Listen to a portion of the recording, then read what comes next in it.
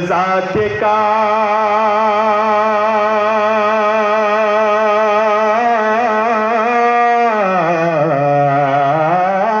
जिस ज़ात का कुरान में भी जिक्र जली है, वो मेरा नबी मेरा नबी मेरा नबी है। बोलो, वो मेरा नबी मेरा नबी मेरा नबी है, वो मेरा नबी मेरा नबी मेरा नबी है, वो मेरा नबी है। এজন্য বলবো, নেতা বানাইবা তোমার নবীকে নেতা বানাও। আস্তে কেন, জোরে, আরো জোরে আওয়াজ দিয়ে চিল্লায় বলো, নেতা বানাইতো আমার নবীকে বানাও। আরে তুমি এমন একজনের নেতা বানাইছো, নেতার মুখেও দাড়ি নাই, তোমার মুখেও দাড়ি নাই, নেতার মাথায় টুপি নাই, তোমার মাথায় টুপি নাই, নেতাও সুদখোর তুমিও সুদখোর, নেতা ঘুষখোর তুমিও ঘুষখোর, নেতা আরামখোর তুমিও আরামখোর, নেতা দেশদ্রোহী তুমিও দেশদ্রোহী, নেতা ইসলাম বিদ্বেষী তুমি ইসলাম বিদ্বেষী, নেতা দ্বীনের দুশমন তুমিও দ্বীনের দুশমন, তোমার নেতাও জাহান্নামী তুমিও জাহান্নামী। আবার এই নেতার পক্ষে স্লোগান দাও, আমার ভাই তোমার ভাই, আমার ভাইয়ের চরিত্র সাবধান, জীবনেও বলবেন না এই কথা। কারণ পৃথিবীর কোন ব্যক্তির চরিত্র ফুলের মতো পবিত্র হতে পারে না। ফুলের মতো চরিত্র একজনের ছিল, আমার নবীর। বলেন কার ছিল?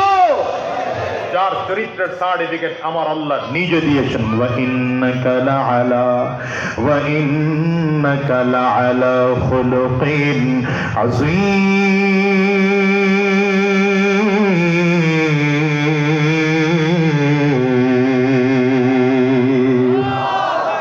আল্লাহ নিজে সার্টিফিকেট দিয়েছেন, পয়গম্বর আপনি মহান আখলাকের অধিকারী। সুতরাং দুনিয়ার এই নেতা ফেতারে স্লোগান দিয়া না তুইলা, স্লোগান দিবা তো আমার নবীর পক্ষে না, নেতা মানবা তো আমার নবীর পক্ষে মানো। আর যুবক, তুমি যদি আমার নবীকে নেতা বানাইতা, তাহলে আমার নবীর মাথায় টুপি ছিল, তোমার মাথায় টুপি থাকতো, আমার নবীর মুখে দাড়ি ছিল, তোমার মুখে দাড়ি থাকতো, আমার নবীর সুন্নতি পোশাক ছিল, তোমার সুন্নতি পোশাক থাকতো, আমার নবী হারাম রাস্তায় চলেন নাই, তুমি হারাম রাস্তায় চলতে পারতে না, আমার নবী সুদ খান নাই, ঘুষ খান নাই, তুমি সুদ ঘুষ খেতে পারতে না, আমার নবী দ্বীনের জন্য গোটা জিন্দেগি মেহনত করেছেন, তুমিও দ্বীন কায়েমের জন্য গোটা জিন্দেগি মেহনত করতে। আমার নবী জান্নাতি ছিলেন, তুমিও জান্নাতি হয়ে যাইতা। এই জন্য নবীর পক্ষে একটা স্লোগান দিতে তৈয়ার আছো তো? তোমার নেতা আমার নেতা কি অলস জাতি, খিচুড়ি আছে তো শেষে, কি আছে প্রধান বক্তা মাওলানা মোহাম্মদ বিনিয়ানি দামাত বারকাতুহুম। আপনাদের বিক্রমপুরে আসলে এই বিরিয়ানির জ্বালায় মাহফিল করা যায় না। এই জন্য মাহফিল কমিটিকে বলবো, সেক্রেটারি সাহেব আমার ডান পাশে আছেন, বাম পাশে সভাপতি সাহেব আছেন, আমি এসে পরিচয় জানলাম যে ওনাদের আব্বা খুব ভালো মানুষ ছিলেন, বুজুর্গ মানুষ ছিলেন, একটা মাদ্রাসা প্রতিষ্ঠা করে গেছেন এবং বর্তমানে নাকি মাদ্রাসার 1 একরের উপরে জায়গা আছে, আলহামদুলিল্লাহ। তবে আমি সেক্রেটারি সাহেবকে বলবো, এই যে মানুষগুলো এখন বসে আছে, এরা কিন্তু কেউ কিন্তু বিরিয়ানি খাওয়ার জন্য আসে নাই। কি আপনারা আসছেন? বিরিয়ানি খাওয়ার জন্য আসবে, মুনাজাত ধরলে যখন টপ টপ করে ঢুকবে, এরা হলো বিরিয়ানি খাওয়ার জন্য আসবে। কথা বলেন না? এই জন্য এইগুলো আয়োজন না করা সব থেকে ভালো। মানুষ যারা দিনের জন্য আসবে, এরা এমনি আসবে। কথা বলে না তো? যাক, তারপরেও যেহেতু বিরিয়ানি শেষে আসে, তাকবীরের আওয়াজ জোরে লাগানো যায় তো ইনশাআল্লাহ? বলেন না, জোরে লাগানো যায় তো ইনশাআল্লাহ? তোমার নেতা আমার নেতা হয় না, তোমার নেতা আমার নেতা, আর জোরে তোমার নেতা আমার নেতা। আমরা সবাই রাসূল সেনা, ভয় করি না, জোরে ভয় করি না। তোমার নেতা আমার নেতা, আমরা সবাই রাসূল সেনা। স্লোগান দেই নাই, মাত্র শিখাইলাম, স্লোগান দেব এখন। পারবেন ইনশাআল্লাহ? পাওয়ার নাই, জোরে পারবেন? আরো জোরে পারবেন? 2 হাত টান টান করে উঁচা করেন, ডানে আর ভাবে তাকিয়ে দেখেন হাত কে তুলে নাই। চলো তোমরাও তালেবে, আমরাও তোলো।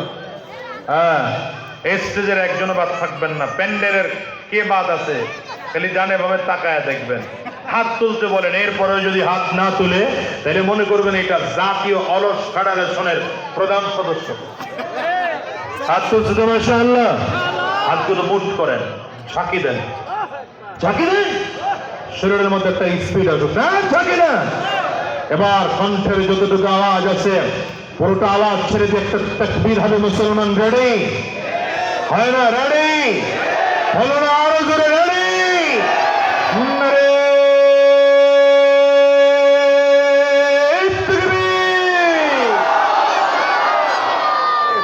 বরিশালে তাকবীরের আওয়াজ বেশি হয়, গাড়ি ভাড়া পোষাইল না, আওয়াজ আরো জোরে লাগবে। দুই হাত উঁচু করে, হাত নিচের দিকে থাকতে পারবেই না, দুই হাত উঁচু করে নারে তাকবীর, আরো জোরে নারে তাকবীর। তোমার নেতা আমার নেতা, তোমার নেতা আমার নেতা, আমরা সবাই রাসূল সেনা, আমরা সবাই রাসূল সেনা। নারে তাকবীর, কোরআন সুন্নাহর আলো, কোরআন সুন্নাহ যেখানে,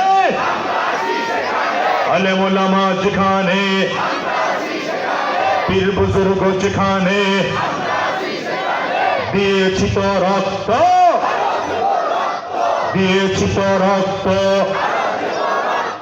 রক্তের বন্যায় দিল্লি না ঢাকা,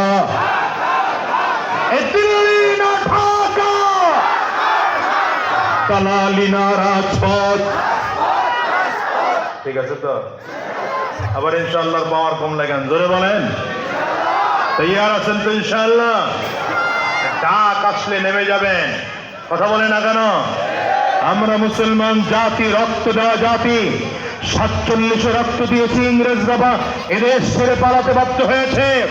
71 রক্ত দিয়েছি, পাকিস্তানের স্বৈরাচার দেশ ছেড়ে পালাতে বাধ্য হয়েছে। 24 আবার রক্ত দিয়েছি, আমার দেশের স্বৈরাচার 17 বছরের স্বৈরাচার পালাতে বাধ্য হয়েছে। প্রয়োজনে আবার রক্ত দেব কোরআন কায়েমের জন্য, ইসলাম কায়েমের জন্য। জালেম পালাবে, ইসলাম প্রতিষ্ঠিত হবে। তুই হাত তুলে বলো ঠিক কেনা?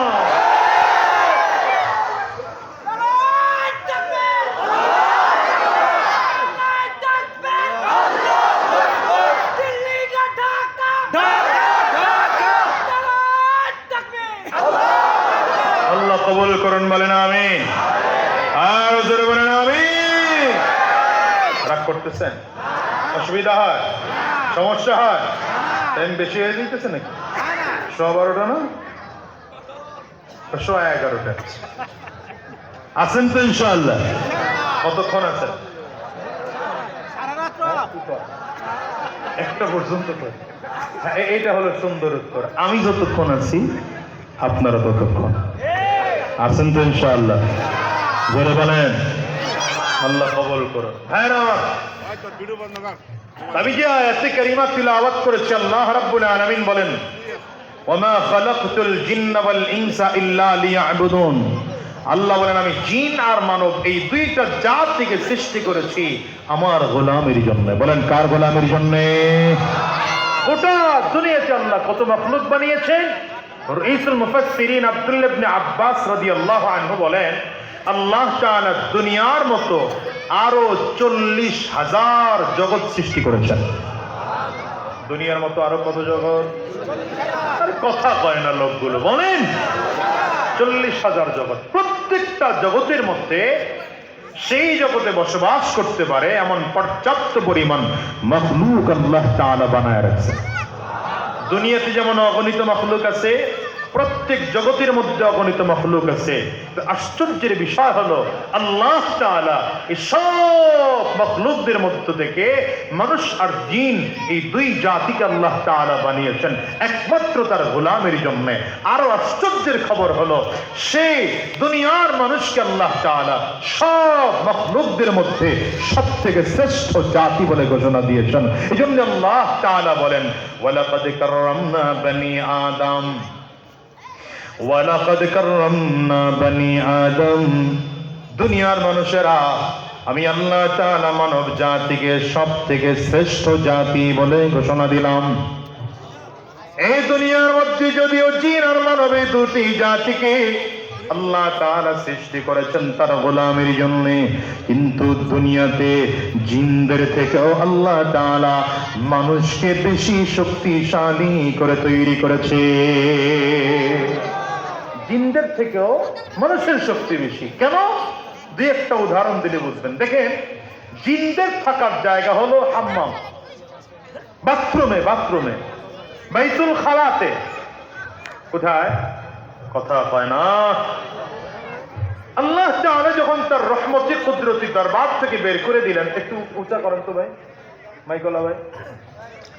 আল্লাহ যখন তার কুদরতি রহমতি দরবার থেকে বের করে দিলেন ইবলিসকে, কই? তখন ইবলিস বলে, আল্লাহ আমাকে দুনিয়াতে থাকার ব্যবস্থা করে দাও। একটু উঁচা। তো আল্লাহ তাআলা বলেন, দুনিয়াতে আবাদি জমিনে থাকার সুযোগ নেই। টাইট বেশি হয়ে গেছে কেন? আবাদি জমিনে থাকার সুযোগ নেই। তাহলে কোথায় থাকবো? বলে জঙ্গলে গিয়ে থাকবি। আল্লাহ জিনদেরকে কোথায় পাঠিয়ে দিলেন? জঙ্গলের মধ্যে। আর যদি থাকতেই চাও তাহলে থাকতে পারবি মানুষের বাথরুম যেখানে ময়লা, ময়লা টাঙ্কির মধ্যে গিয়ে থাকবি। মানে আল্লাহ যে ওদের উপরে বেজার, আল্লাহ যে ওদের উপরে বেজার, এটা বুঝানোর জন্য আল্লাহ ওখানে নিয়ে রাখছে। এখন স্বাভাবিকভাবে একটা প্রশ্ন হতেই পারে যে বাইতুল খালার মধ্যে বা ইস্তেঞ্জার মতো জায়গায় যদি ইবলিস থাকে, তাহলে আমরা তো ইস্তেঞ্জা করতে ওখানে যাই, আর ওখানেই গিয়া সব থেকে অপ্রীতিকর ঘটনা আমাদের সাথে ঘটে, কাপড় পর্যন্ত বলতে হয়। তাহলে ইবলিস আমাদেরকে দেখে না? তো নবী আলাইহিস সালাম না না আগেই দেখে করেন না। ওখানে নবী আলাইহিস সালামের একটা সুন্নাহ শিখায় দিয়েছেন। কি সুন্নাহ? বলে ইস্তেঞ্জা যাওয়ার কিছু আদব আছে। কথা পায়। এখন ইস্তেঞ্জা যাওয়ার আদব কি যদি বলি, তাহলে মুরব্বীরা জবাব দিতে পারবে না। 70-80 বছরের মুরব্বীরা বসে আছে, পারবে না। তো মাদ্রাসার ছোট ছোট বাচ্চাদেরকে যদি বলি, এরা মাশাআল্লাহ, ওই যে দেখছেন একজন হাত তুলে রয়েছে, পারো মাশাআল্লাহ, মাদ্রাসায় পড়ো তুমি? এই তো দেখছেন, দাঁড়াও একটু, দাঁড়াও দেখি কত বয়স, কত তোমার?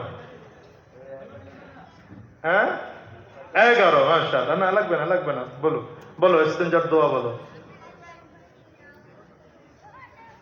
মাশাআল্লাহ। জোরে বলেন, আরো জোরে বলেন। কত বয়স? 11 বছর। মাশাআল্লাহ। আচ্ছা, 7 বছরের মাদ্রাসার ছাত্র আছে, তাইলে একটা ঘটনা মনে পড়ে গেছে। আছে আছে 7 বছর, 7 বছর। কত তোমার বয়স? কত? হ্যাঁ 10। 7 নাই, 7 নাই, এই মাদ্রাসার ছাত্র নাই 7 বছর।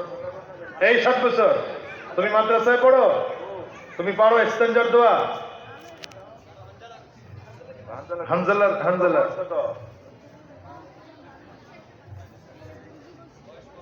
বয়স কত বলো? এই তো খুঁজতেছি। ওঠেন, কিছু দেখাই দিয়ে যায়। এই মিয়া, খেয়াল করেন, বয়স কত বাচ্চার? মাত্র 7। দেখলে অনেক বড় বুদ্ধিমান মনে হয়, কি কোন কথা? অনেক বুদ্ধিমান। হ্যাঁ, রাষ্ট্র দিলে চালাইতে পারবে না। এখন তো মন্ত্রণালয় খালি আছে, ক্রীড়া মন্ত্রণালয় দিয়ে দিলে, হ্যাঁ, কথা বলে না মানুষগুলো, ওই বুদ্ধি নাই। কিন্তু আমি যদি আশ্চর্য ঘটনা আপনাদেরকে শোনাই, নবীজির একজন সাহাবী ছিলেন,